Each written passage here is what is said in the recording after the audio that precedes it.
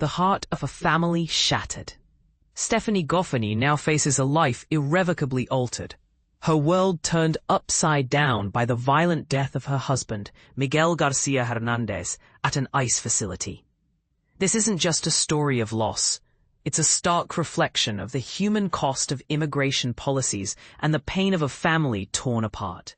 Gauffeny, a 32-year-old widow, now navigates a landscape of grief, raising her children without their father. The story unfolds with a heartbreaking rawness, starting at a cemetery where she visits a grave marked only by a red ribbon bearing her husband's name.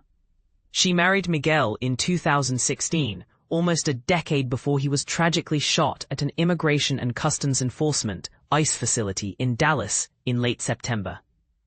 The depth of her pain is palpable as she recounts the simple question of her children: "Where's Daddy?" Her 8-year-old daughter, who has autism, waited for him until the very end. They used to talk on the phone while he was detained, but Gauffeny had to tell her daughter, just before the funeral, that her father was in heaven.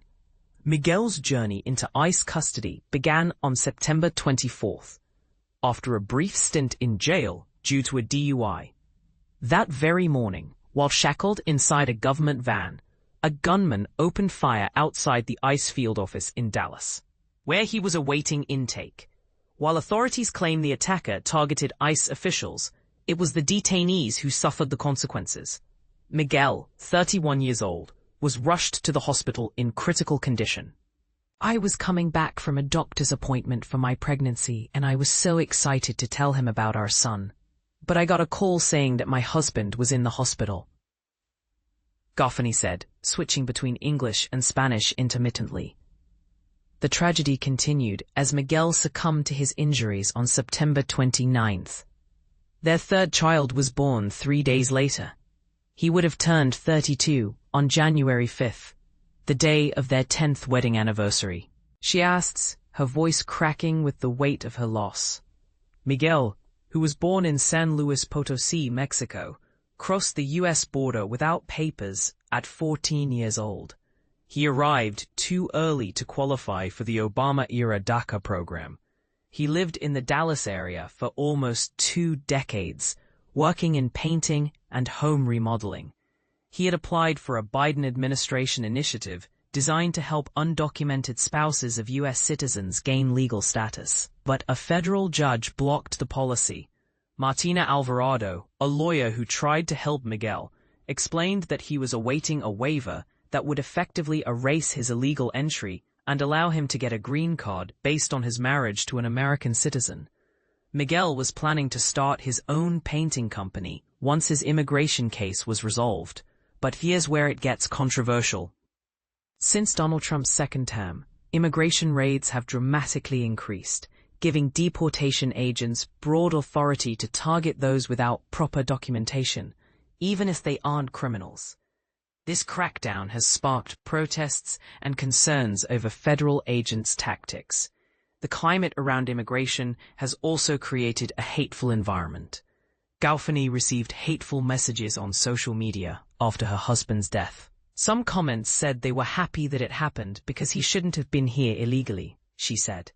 Eric Cedillo, a Dallas attorney assisting Gauffeny, is considering a lawsuit, but details are yet to be revealed.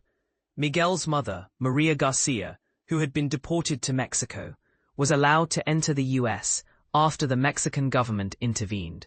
At the funeral, a Mexican flag was laid next to his grave. Gauffeny has been able to secure the burial site thanks to donations, but she cannot afford a headstone. "My biggest concern now is to have a place to live in the future. Our mortgage is very expensive, and we were already struggling when he was detained. I'm scared for my kids," Gauffeny shared. Before leaving the cemetery, Gauffeny recalled that her husband had bought a Spanish Bible while in custody. The book was bookmarked in Genesis. And this is the part most people miss. This story is not just about a tragic event. It's a window into the human impact of immigration policies, the struggles of mixed-status families, and the lasting effects of political division. It is a story of love, loss, and the resilience of the human spirit. What are your thoughts on the impact of immigration policies on families like Gauffeny's? Do you think the current political climate contributes to such tragedies? Share your opinions in the comments below.